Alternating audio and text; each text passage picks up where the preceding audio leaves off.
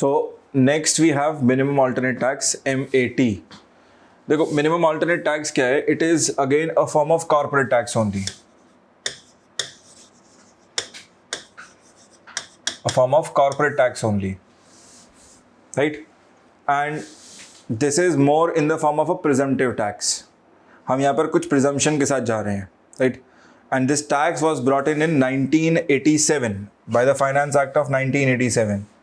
So I'll tell you the story also behind this tax. So what was happening was that by this year, right, a lot of companies in India, right, when they had started to function, and when it came to paying taxes, what these companies were doing was they were utilizing the various provisions that existed in our Income Tax Act.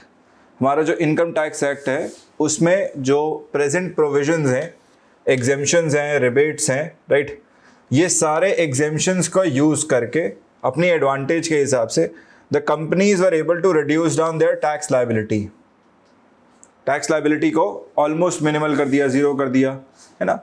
So what we could see was, on the face of it, the company was doing good business. They were earning high profits, right? But जो legal दिखा रहे हैं, जो अपना income tax account बना रहे हैं, there we could see that these companies, they were not showing any profits at all, right? Which means they have utilized every bit of provision that is out there to reduce down their tax liability. And thereby, some of them, they were even your zero tax paying companies.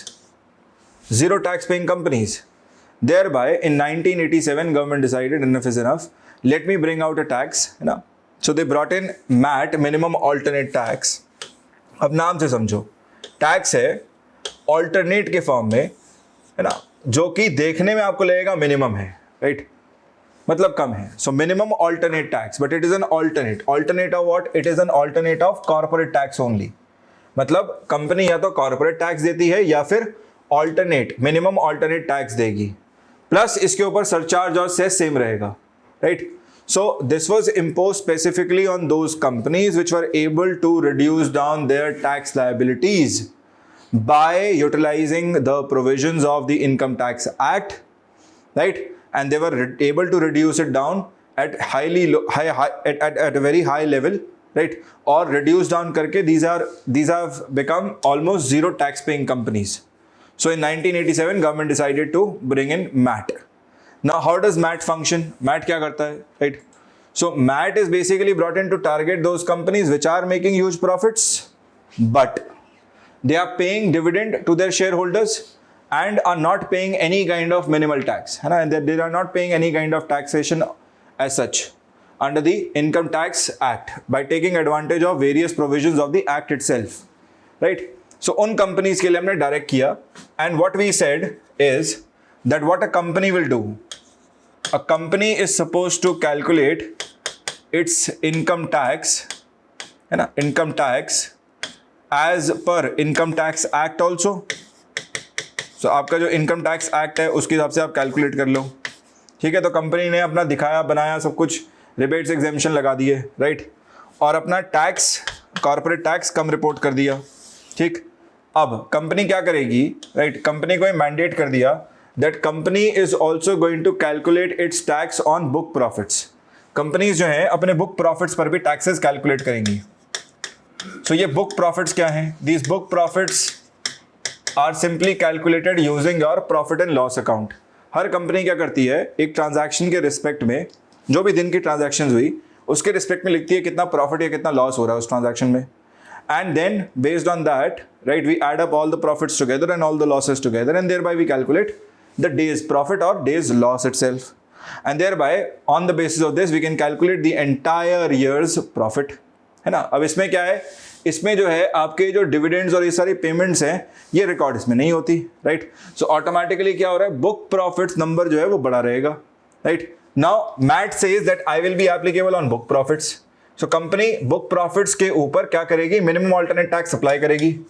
So MAT will be applicable on book profits, and thereby if MAT comes out to be higher than this corporate tax, अगर mat ज्यादा निकला है, ठीक है, if MAT comes out to be higher than corporate tax, then the company will pay MAT. But if corporate tax comes out to be higher than MAT, अगर corporate tax बड़ा निकला है इसका मतलब exemptions यूज नहीं किए, ठीक कर रही है कंपनी, ठीक ठाक टैक्स दे रही है, तो फिर कॉर्पोरेट टैक्स ही देगी, राइट? तो ये बेसिकली चेक करने के लिए है. This was simply to put a check on those companies which were utilising the provisions to the extent to reduce down their tax liability by very heavy margins. ठीक है ना? So you have to understand this, and that is why I am saying this is simply a presumptive tax or an alternative form of corporate tax. ठीक है? It is simply a presumptive tax. It is simply a presumptive tax. क्या है? Assumption के साथ चल रहे हैं कि भाई कंपनी जो है वो अपना टैक्स जो है लाइबिलिटी रिड्यूस डाउन कर रही है और इसीलिए इसको लगाया जा रहा है, right? So earlier this component was quite high. हमारा जो मैट था इकोनॉमी में वो 18.5 के आसपास था, but now this has been reduce down. इसको रिड्यूस डाउन करके 15% पे ले आए हैं. ठीक है? So MAT has been reduce down. जैसे हमने कॉर्पोरेट टैक्स रिड्यूस डाउन किया वैसे ही मैट को भी रिड्यूस डाउन कर दिया गया है. ठीक है guys, next we come to income tax. So हमारा जो नेक्स्ट टॉपिक है वो है income tax. Now income tax is also govern through the income tax act. And income tax, now when we say, we mean that this tax is based on the individuals, right? हमने companies के respect में already देख लिया है company corporate income tax, but now any other entity which is not registered under Companies Act, right, but is generating income, right? For example, individuals हो गया, on them income tax will be applicable. So this tax is paid by individual other than companies. ठीक है? तो companies को छोड़ के individuals इसको पे करेंगे. And this is simply imposed by combining all the sources of individuals income like salary, rental income, right, let's say profits from business etcetera etcetera. ठीक है? तो जो भी कंपोनेंट्स हो, जैसे कि सैलरी हो गया, रेंटल इनकम हो गया, इंटरेस्ट इनकम हो गया, जिस भी तरह की इनकम है सबको कंबाइन करो आप और फिर उस पर आप एक टैक्स अप्लाई कर सकते हैं. ठीक है? सो this is the old slab. This is the old slab that I've already discussed with you. That up to 2,50,000 rupees there is no tax. कोई टैक्स नहीं देना. Up to between 2.5 lakhs to 5 lakh rupees, 5% of the taxable income. Right? Between 5 lakh to 10 lakh rupees, 20%. तो 12,500 यहाँ से आ गया. Right? 12,500 यहाँ से आ गया ना.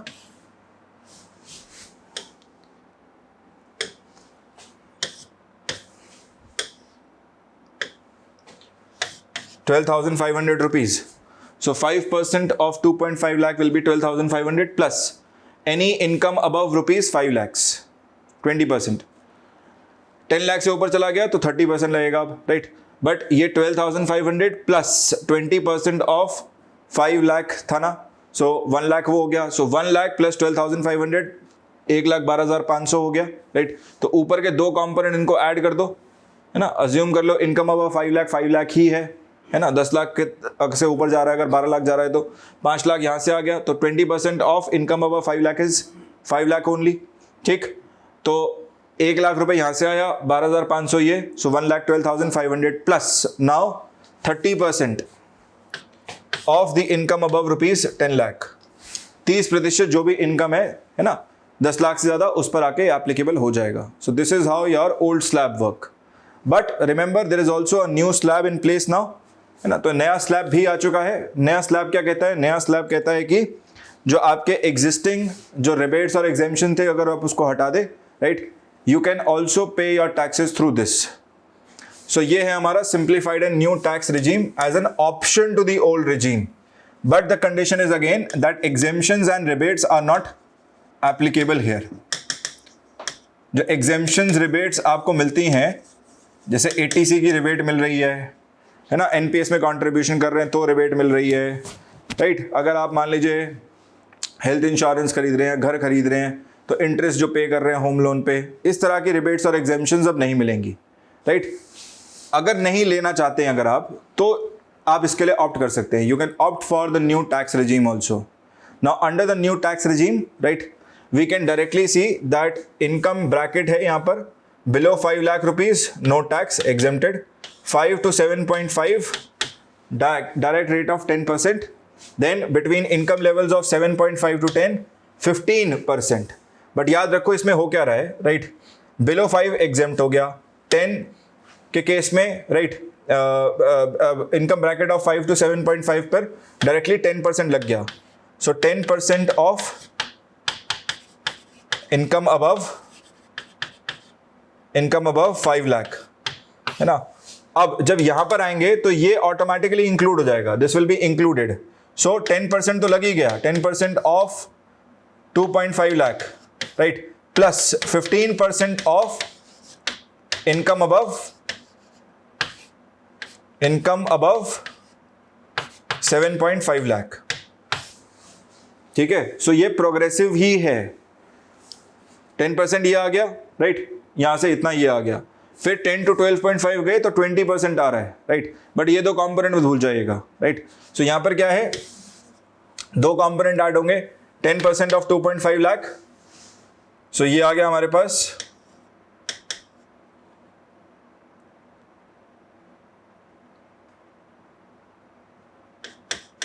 25,000 rupees plus 15% of 7.5 lakh, 15% of 7.5 lakh plus तीसरा component 20% of income above 10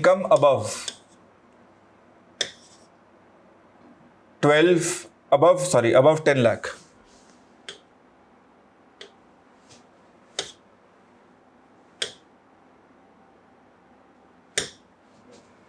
income above 10 lakh, ठीक है। Similarly when you come to this 12.5 to 15, ठीक है, तो अब 25% है, तो ये तीन कंपोनेंट तो आएंगे ही आएंगे, plus 25% of the income above 12.5 lakh, है ना। और 30 पे आने के बाद चार कंपोनेंट हो गई है, 1 2 3 4, you add all 4 of them and then plus income above anything above 15 lakh, 30% of income above 15 lakh.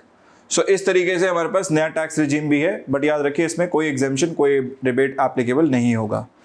So guys, in India's tax structure, the third tax that we are going to study, third ही है, because we have studied corporate income tax.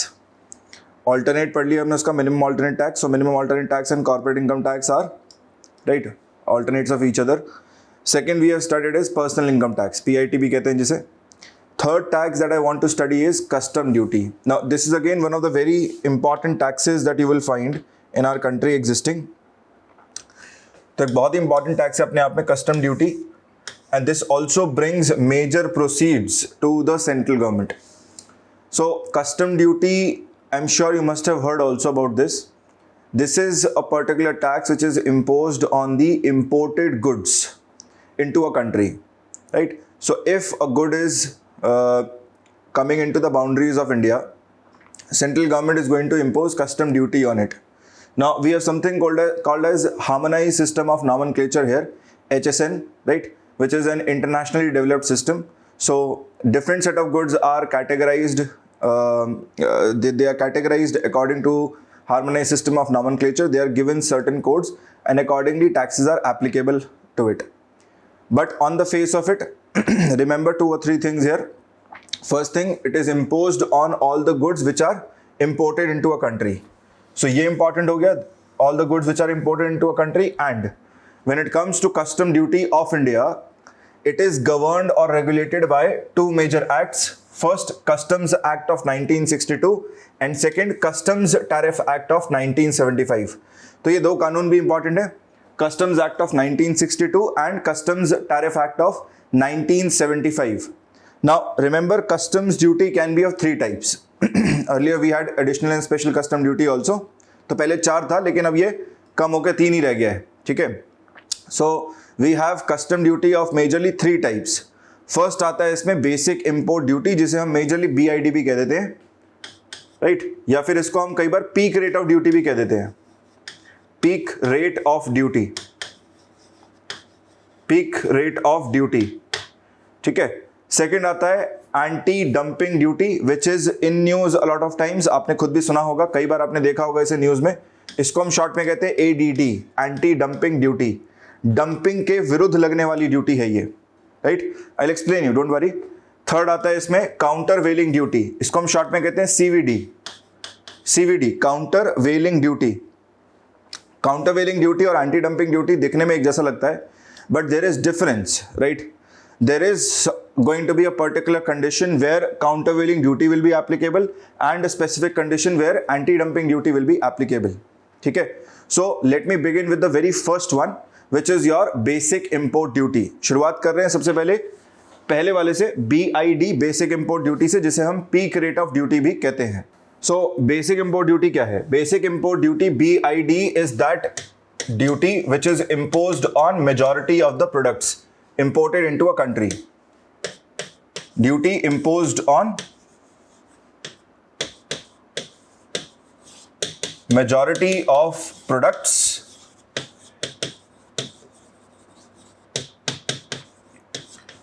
imported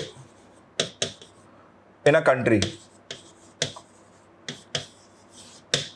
ठीक है? सो आप जितनी भी चीज़ें देखते हो, electronics की हों, राइट, चाहे वो फूड सप्लाईज हों, all these type of goods that you see, right, all major goods that are imported into a country, they are subjected to something called as basic import duty. At times it is also referred to as peak rate of duty. इसी को हम peak rate of duty भी कहते हैं. Peak rate of duty, right? And also please understand, this is the instrument which is used in a tariff war. यही वो instrument है जिसको कई बार कंट्रीज टैरिफ इंक्रीज जब करती हैं अपना with respect to the foreign goods coming in, right? When they increase their tariffs, when they bring a tariff wall, at times you might have heard this term, कि countries ने क्या किया, अपना tariff जो है 5% जो था, राइट, इसको वॉल को बढ़ा दिया, right? They have increased it to let's say 20%. So if they increase it, right, अगर बढ़ा रहे हैं, इसको बढ़ा दिया जाएगा तो ऑटोमेटिकली क्या होगा? This is going to stop the flow of foreign goods into an economy. Thereby, this is also the tool which is used by countries in times of tariff war, right? Now, I would like to quote here a very famous incident. I'm sure you might have heard about this. In 2018, US unilaterally started this with respect to Chinese goods. So US ने क्या किया? Blockade करना शुरू किया, अपना tariff बढ़ाना शुरू कर दिया with respect to the Chinese goods. China retaliated, right? So China also increased the tariff duty with respect to the US manufactured goods coming into their boundaries, right? And this is what actually led to the tariff war situation which continued 2019-2020, right? So इसके after effects बाकी economies पे भी हैं, but majorly ये दो countries इसमें participate कर रही हैं, right? अब इस पूरी कहानी से हमें क्या समझ में आता है? What we can take away from this particular aspect is that this is the tool, right? For example, if I want to stop let's say two-wheeler companies selling their products in India, I can simply increase the tariff on two-wheelers in India, right? This is also the tool which is used to provide cushion to homegrown companies, right?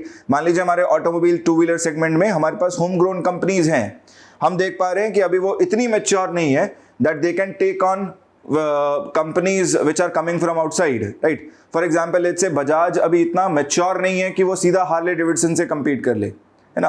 या TVS इतना mature नहीं है कि सीधा Harley Davidson से compete कर ले. तो हम क्या कर सकते हैं? हम सीधा हार्ले डेविडसन पे जाके इंपोर्ट ड्यूटीज इंक्रीज्ड रख सकते हैं, है ना? इससे क्या होगा? पेनिट्रेशन कम हो जाएगा. So remember, this is a very major instrument that is used from time to time.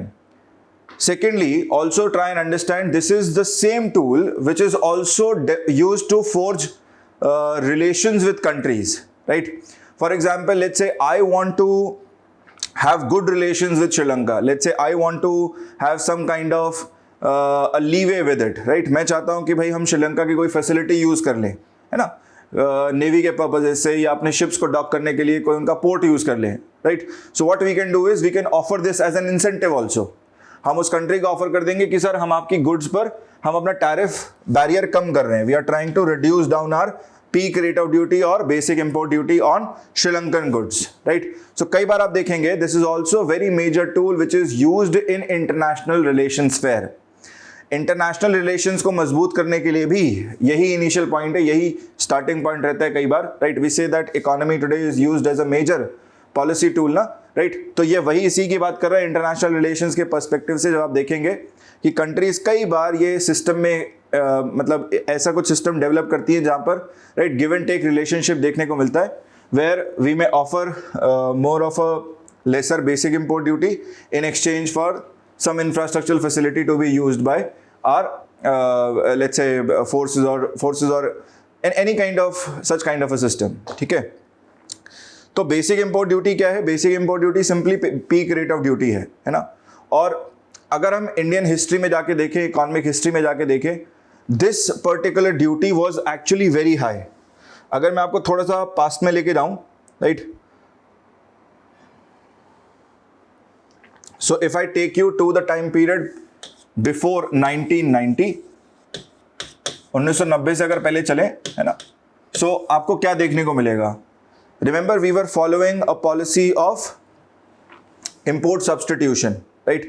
Imports को blockade कर रखा था। कैसे blockade कर रखा था? We had blockaded this by keeping our basic import duty to be very high, right? अब आप कहेंगे कि सर approximately कितना रहा होगा, तो मैं एक एवरेज में आपको बताता हूँ number. This duty at times was kept as high as 200 to 300%, 200 से 300% तक रख रखी थी ड्यूटी। मतलब किसी भी वस्तु की कीमत, for example if some particular commodity is let's say $10, right, $10 अगर इसकी कीमत है,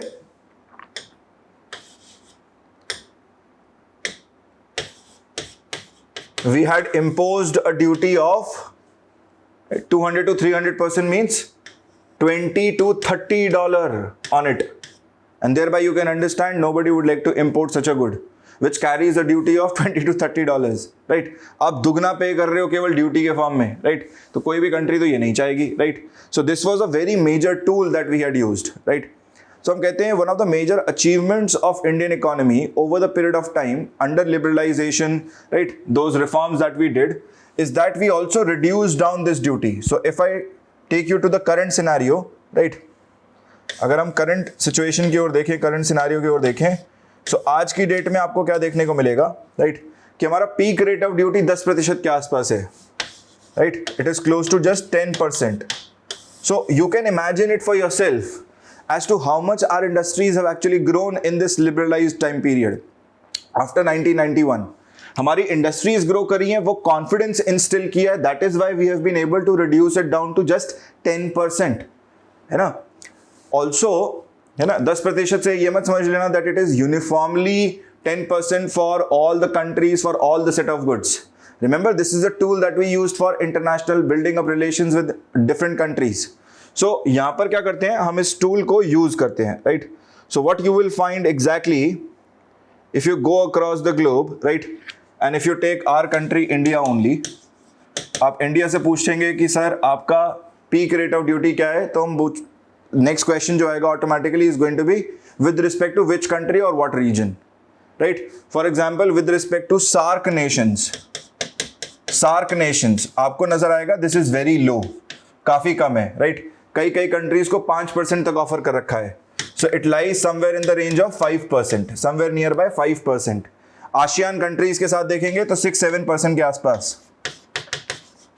ASEAN countries again low only, somewhere close to 6-7%, right? If you go further, right, थोड़ा सा और आगे जाएंगे, कंट्रीज को देखने जाएंगे, right? For example, let's take the case of China only.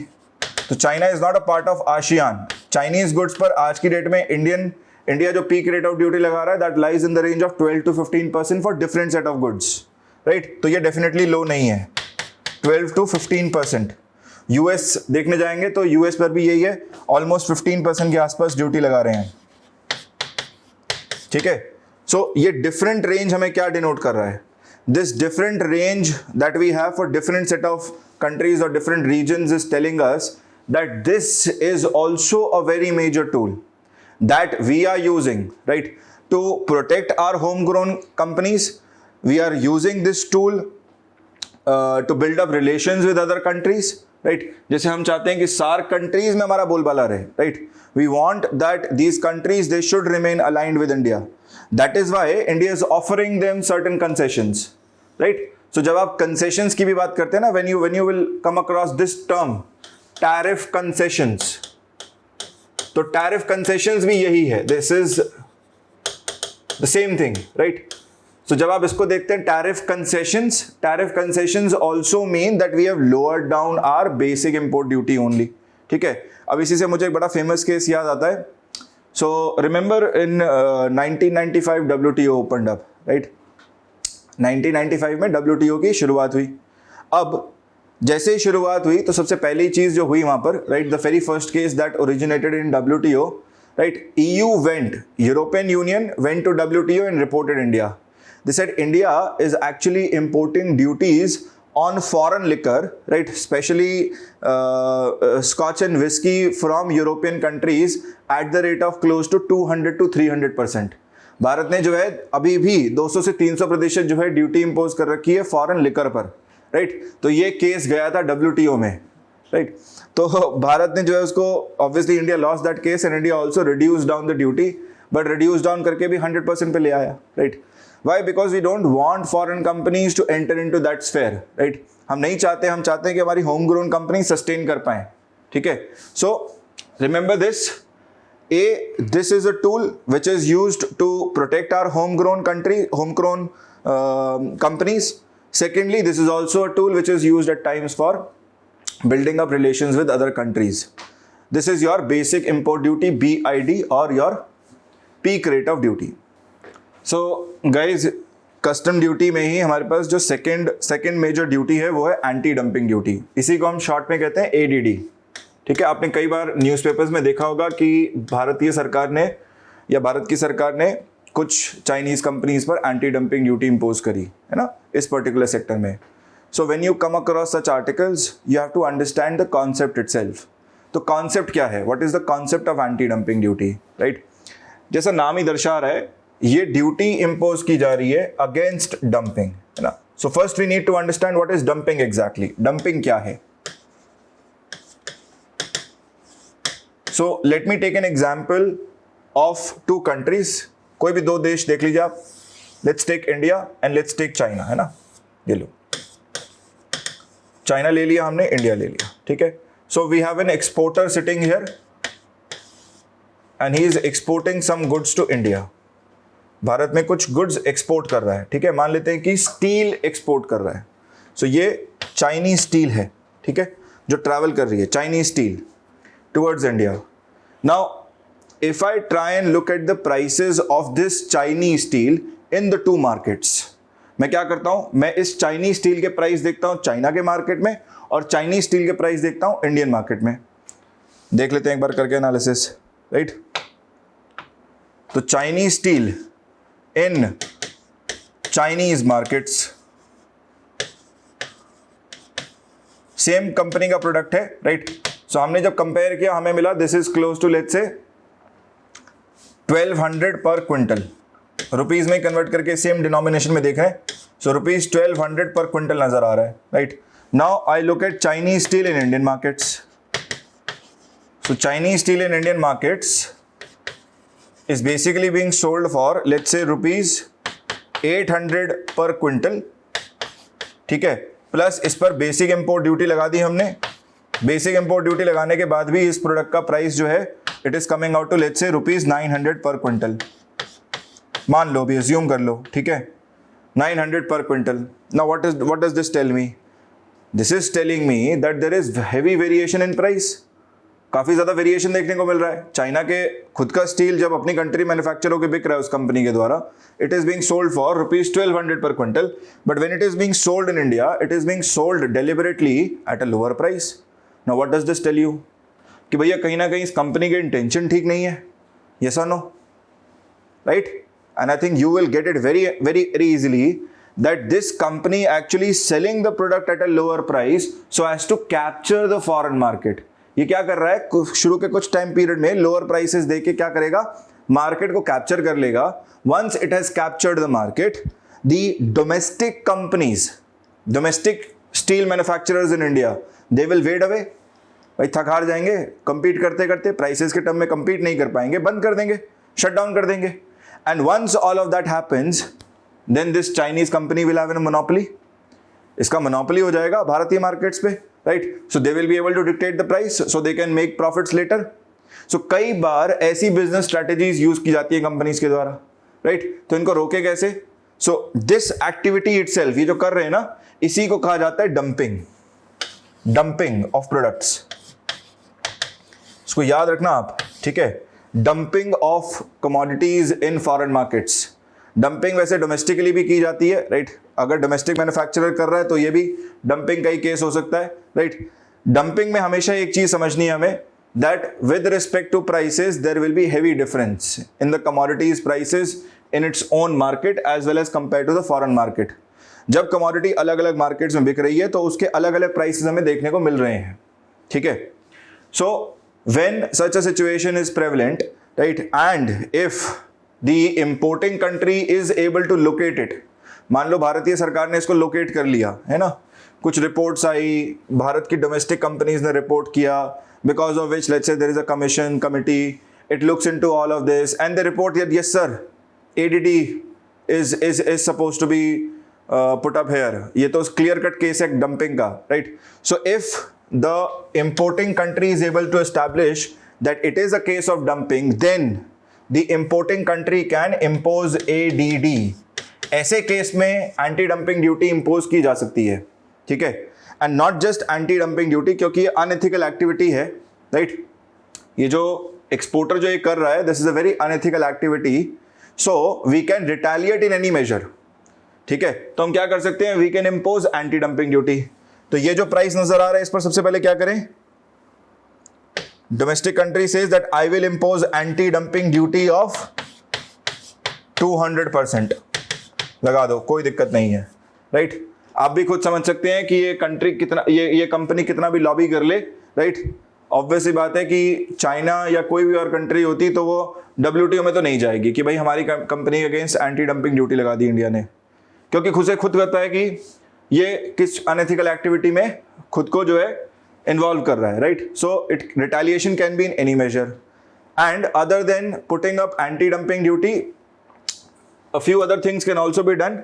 जैसे हम क्या कर सकते हैं इसके अलावा, the other measures that we can take is, पहला तो यही हो गया, imposing anti dumping duty,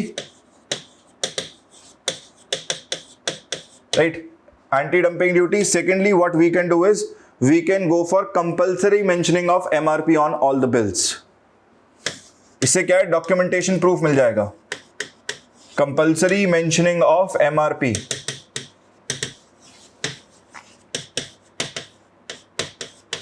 on all bills, ठीक है। Third, what can be done is we can seal all the borders to stop the penetration of such goods also। We can seal all borders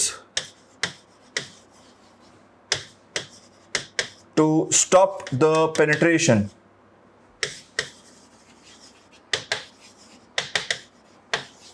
of such goods।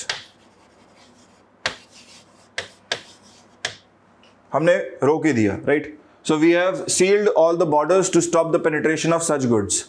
एक बार आप seal कर दे borders तो क्या होगा, right, goods आ ही नहीं पाएंगी, right, हम वहीं से उसको डिस्कार्ड कर देंगे।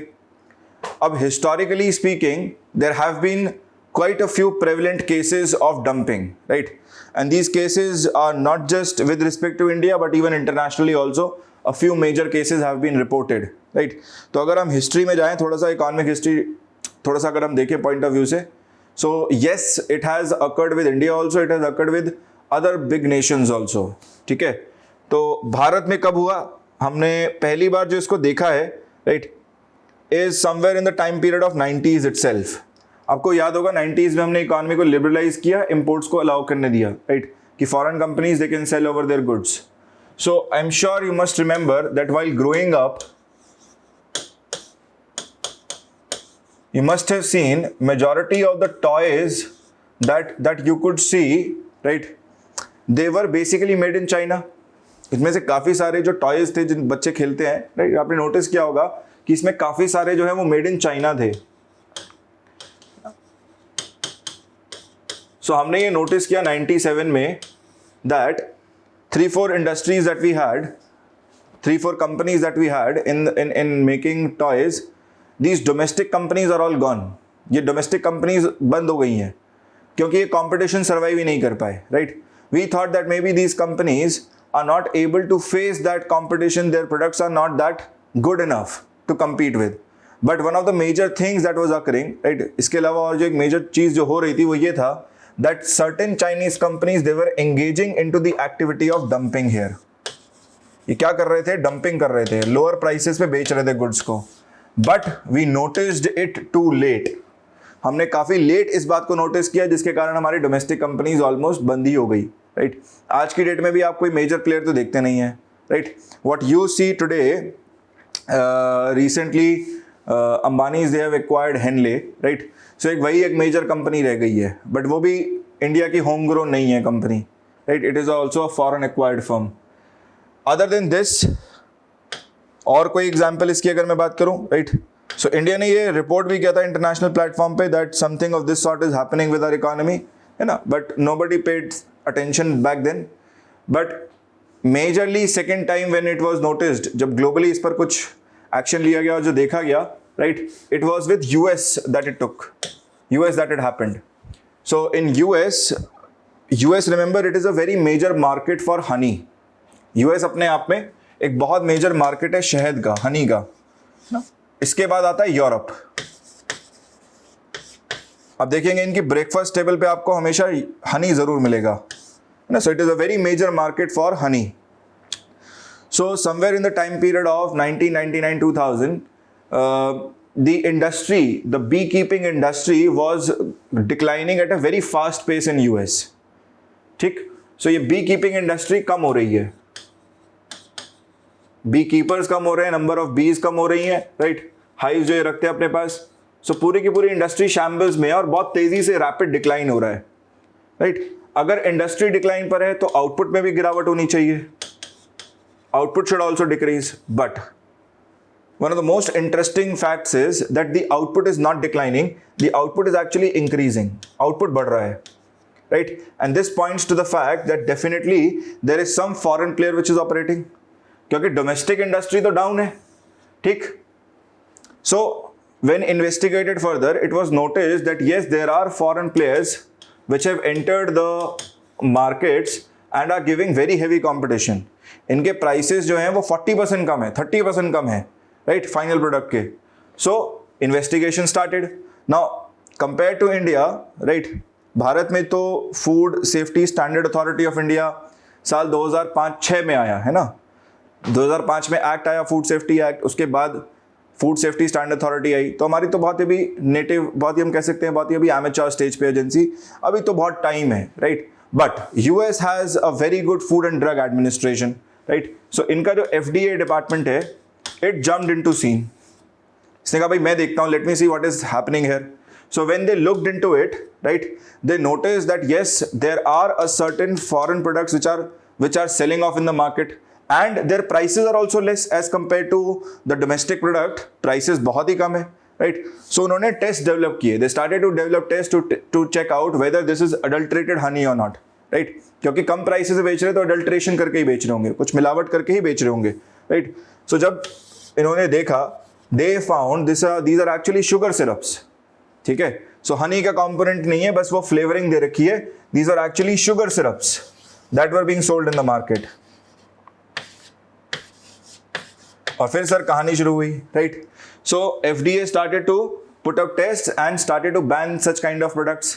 But every time FDA would develop a test, है ना, कुछ पर्टिकुलर इंग्रेडिएंट को जब चेक कर रहा है, वापस बैठा हुआ जो प्लेयर है, फॉरेन प्लेयर्स जो हैं जो एक्सपोर्ट कर रहे हैं product, they would basically overcome it, right, they would include that ingredient just to beat that test. ठीक है, तो ये प्रोडक्ट की डंपिंग हो कहां से रही थी? These products were being dumped by Chinese companies only. तो यहाँ पे कुछ चाइनीज कंपनीज ही इन्वॉल्व थी जो ये प्रोडक्ट को डंप कर रही थी. हर बार FDA कुछ नया टेस्ट डेवलप करे, चाइनीज कंपनीज उसको इंग्रेडिएंट को इंक्लूड कर ले, and that is why this will pass their product easily. फिर अचानक से नोटिस करेंगे, okay this is again adulterated honey, they will develop a new test, right, on the basis of some ingredient, and again it would be bypassed. तो आप देख सकते हैं कितना अग्रेसिव फॉर्म में, राइट, एंटी डंपिंग, कितना aggressive form में dumping की जा रही थी चाइनीज प्रोड्यूसर्स के द्वारा. वन नोटिसेबल फैक्ट, बड़ा इंटरेस्टिंग फैक्ट है ये. So at one point in time FDA actually banned all major Chinese producing honey companies from selling off their product in US. तो US की FDA ने complete blanket ban लगा दिया कि कोई भी चाइनीज कंपनी अपना जो प्रोडक्ट है वो मार्केट में नहीं सेल ऑफ कर सकती. So just to bypass it, what did these Chinese producers do? These Chinese producers, they opened up bottling plants in Thailand. Thailand जाके छोटे छोटे bottling plants इन्होंने खरीद दिए, right? So they would take the product to Thailand, bottle it in Thailand, write on it made in Thailand, right? तो made in Thailand करके बेचने लगे प्रोडक्ट को. So आप इसीलिए देखते हैं आज की डेट में प्रोडक्ट्स के पीछे वो कंट्री ऑफ ओरिजिन, राइट, वो सारी मैंडेटरी की जा रहे हैं. From where has the product originated, where has it been packaged and bottled, right? So वो सारी चीजें इसीलिए जरूरी होती जा रही है over the period of time. Next guys that we have is countervailing duty. इसी को हम शॉर्ट में कहते हैं CVD, countervailing duty, CVD. Now on the face of it, let me tell you, CVD and anti-dumping duty may look out to be the same. हो सकता है आपको देखने में ये सेम लगे, but they are not the same. Same नहीं है, ठीक है. There is definitely difference here, right.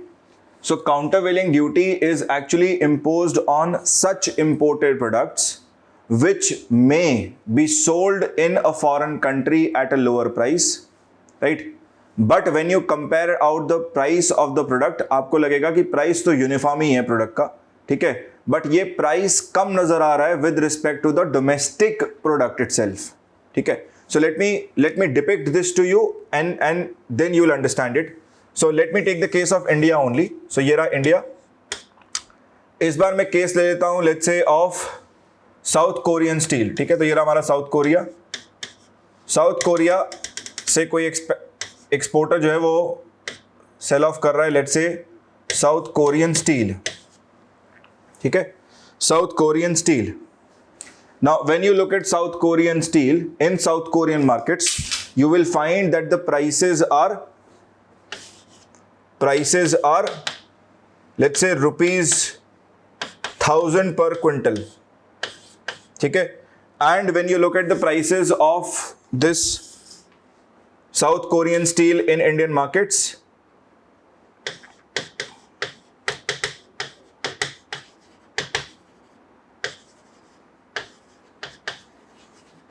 it is still rupees 1000 per quintal, right? But when we compare it with, let's say, Indian steel in Indian markets, we find that the prices of Indian steel in Indian markets is close to rupees 1200 1300 per quintal, ठीक है. ये सब taxes वगैरह सब लगने के बाद ही ऐसा हो रहा है, ठीक है. तो अगर ऐसा हमें नजर आ रहा है, if we find such a system where the Indian product is having lesser is having more price as compared to the foreign product, right? So it may seem to us that it may be a case of dumping, but ऐसा नहीं है, right? हम यहाँ देख सकते हैं prices compare करके कि इस प्राइस साउथ कोरिया में स्टील का प्राइस भी 1000 है, यहाँ पर भी 1000 ही है, right? Now this tells us that this lower price may be due to some kind of cost advantage that the product might be enjoying. ये जो lowering of price है ना, ये इतने कम दाम पर कैसे बेच पा रहा है? इसलिए बेच पा रहा है because of some kind of cost advantage. Cost advantage.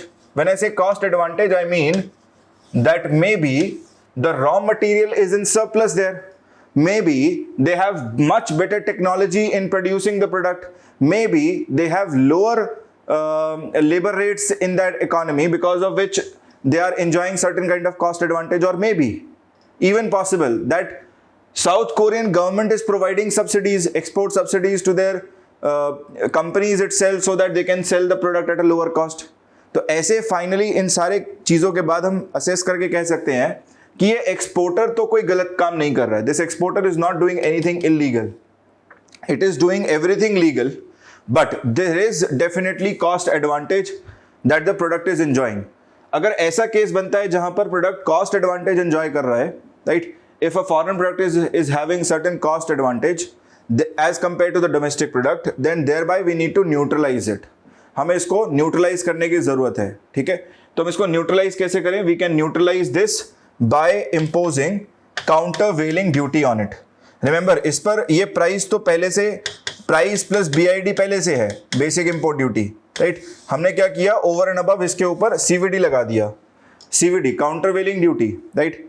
कितना लगाएं? Countervailing duty is to be imposed on it to neutralize the cost advantage. Thereby, we need to bring the final price to rupees 1200 per quintal only. हमें कोशिश करनी है कि जो final price निकल के आए साउथ कोरियन स्टील का इंडियन मार्केट्स में, वो सेम निकल के आए जो डोमेस्टिक कमोडिटी का प्राइस है। इससे क्या होगा, दोनों ही कमोडिटीज सेम लेवल पर हैं। So now the consumer can decide which is the better one for it, right, and accordingly free market के अकॉर्डिंगली ये जो है काम कर जाएगा, है ना। तो आप समझिए इस पूरे प्रिंसिपल को, इस पूरे फंडे को, that our objective here is not to put any product at a disadvantage. What we are trying to do is we are just trying to neutralize that cost advantage.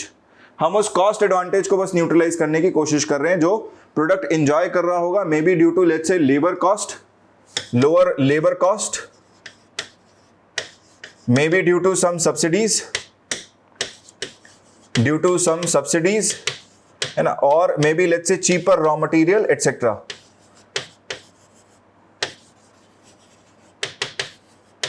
ठीक है, तो देखने में लग रहा है कि एंटी डंपिंग ड्यूटी जैसा ही है, राइट, बट है नहीं। देखो आप, एंटी डंपिंग ड्यूटी के केस में डोमेस्टिक कंट्री में प्राइसेस जो है वो हायर होते, राइट, फॉरेन मार्केट्स में जाके कम हो जाते सेम प्रोडक्ट के, लेकिन यहां पर प्राइसेस सेम है, बट वही कमोडिटी का डोमेस्टिक प्रोडक्ट से जब कंपैरिजन कर रहे हैं तो प्राइसेस कम नजर आ रहे हैं, right, and thereby we want to bring it at the same level of the domestic commodity. जैसे ही डोमेस्टिक कमोडिटी के सेम लेवल पर लेके आओगे, आपने इसको न्यूट्रलाइज कर दिया है। So CVD is actually imposed on those imported commodities which may enjoy certain bit of cost advantage, price advantage due to let's say lower labor cost or lower wage rates prevailing in their economy, or maybe subsidies being given by the foreign government to the exporters, or any other reason whatsoever, right, where the importing country now will simply impose CVD to neutralize that cost advantage and will not try to discriminate between foreign and domestic good. ऐसा नहीं करने की कोशिश करनी है कि discrimination पैदा करें, right, we are not trying to discriminate, हम डिसुएड नहीं कर रहे हैं, हम क्या कर रहे हैं, हम सिंपली प्राइसेस को सेम लेवल पर लाकर रख दे रहे हैं, ठीक है। सो this is your countervailing duty. Guys will continue the remaining topics in the next part.